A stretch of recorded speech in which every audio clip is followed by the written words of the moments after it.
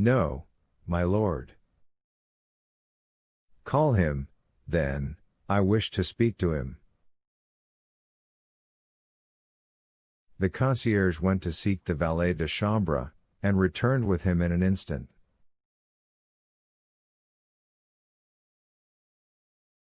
My good friend, said Albert, I beg pardon for my intrusion, but I was anxious to know from your own mouth if your master was really out or not.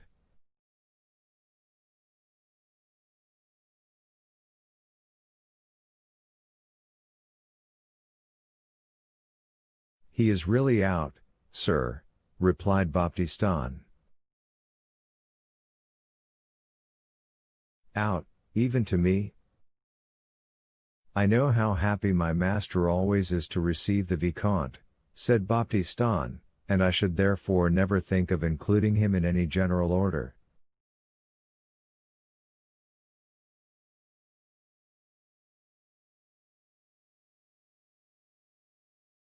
You are right, and now I wish to see him on an affair of great importance.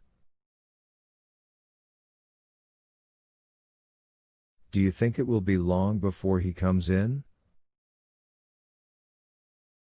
No, I think not, for he ordered his breakfast at 10 o'clock. Well, I will go and take a turn in the Champs-Élysées, and at 10 o'clock I will return here. Meanwhile, if the Count should come in, will you beg him not to go out again without seeing me?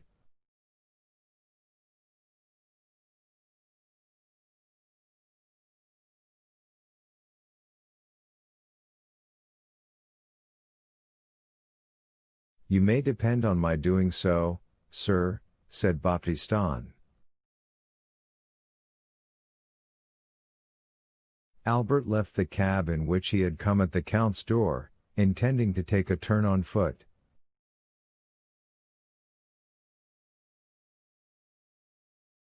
As he was passing the Allée des Veuves, he thought he saw the Count's horses standing at Gossay's shooting gallery. He approached, and soon recognized the coachman.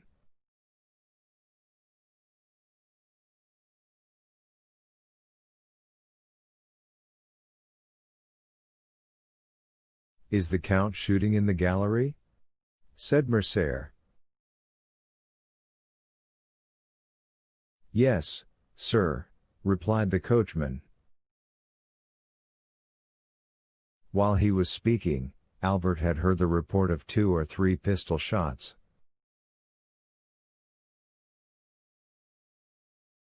He entered, and on his way met the waiter. Excuse me, my lord, said the lad, but will you have the kindness to wait a moment?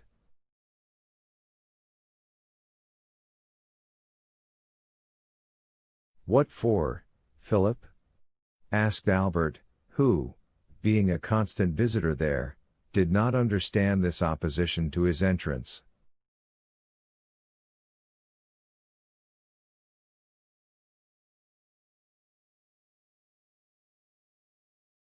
Because the person who is now in the gallery prefers being alone, and never practices in the presence of any one.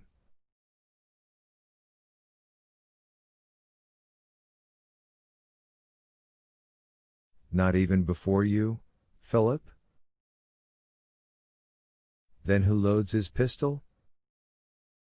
His servant. A Nubian? A Negro? It is he, then. Do you know this gentleman? Yes, and I am come to look for him. He is a friend of mine. Oh, that is quite another thing, then.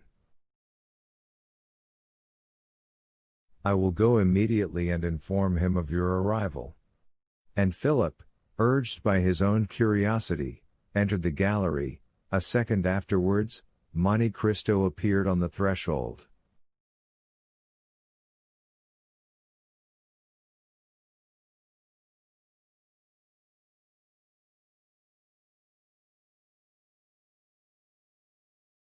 I ask your pardon, my dear Count, said Albert, for following you here, and I must first tell you that it was not the fault of your servants that I did so, I alone am to blame for the indiscretion.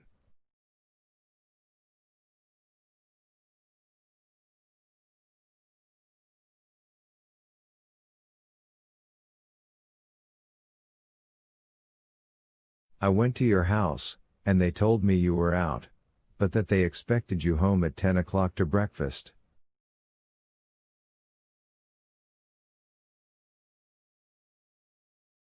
I was walking about in order to pass away the time till 10 o'clock, when I caught sight of your carriage and horses.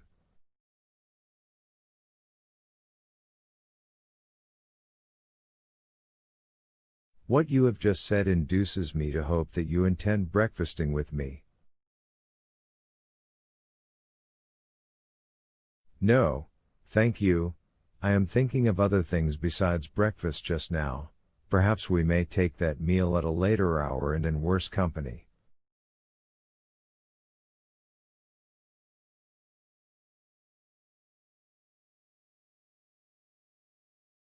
What on earth are you talking of? I am to fight today. For what? I am going to fight. Yes, I understand that, but what is the quarrel? People fight for all sorts of reasons, you know.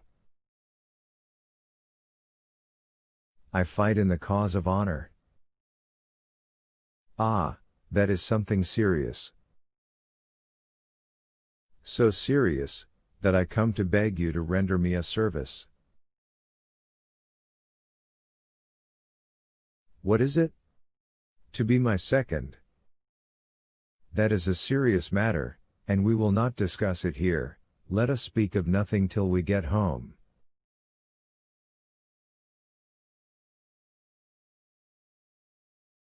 Ali, bring me some water.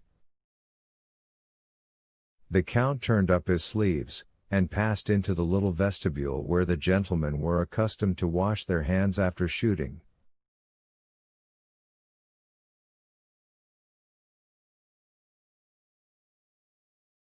Come in, my lord, said Philip in a low tone, and I will show you something droll.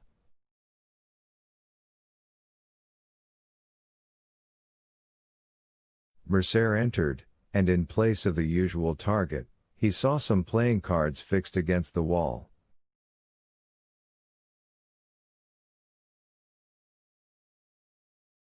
At a distance Albert thought it was a complete suit, for he counted from the ace to the 10.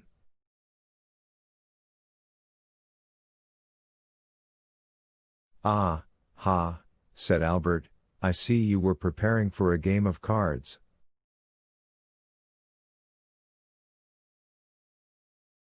No, said the Count, I was making a suit.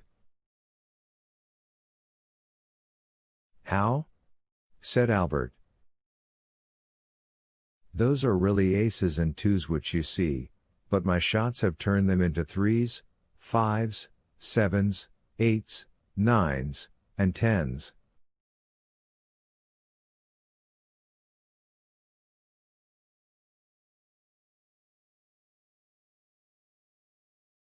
Albert approached. In fact, the bullets had actually pierced the cards in the exact places which the painted signs would otherwise have occupied, the lines and distances being as regularly kept as if they had been ruled with pencil.